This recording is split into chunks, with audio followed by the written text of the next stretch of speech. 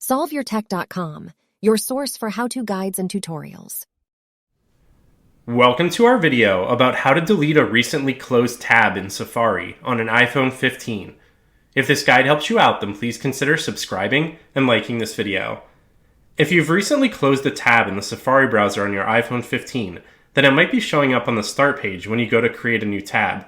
If you would like to delete a recently closed tab, then you just need to open Safari. You can then tap the tabs icon at the bottom right corner of the screen, and then you can tap the plus button to create a new start page. Now you'll see the list of recently closed tabs in the recently closed tabs section. So you can either tap the clear all button to delete all of them, or if you just want to delete an individual one, then you can tap and hold on that recently closed tab, and then you can scroll through this menu and choose the remove recently closed tab option. Now that's going to be gone. If you would like to completely remove the recently closed tabs option from the start page, then you can select the edit option, and then you can tap the button to the right of recently closed tabs to remove it.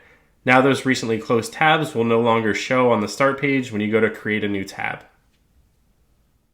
Make sure to like this video and subscribe to our channel to see more tech guides like this one. For additional information on this topic and to read the entire article, click the link in the description to visit solveyourtech.com.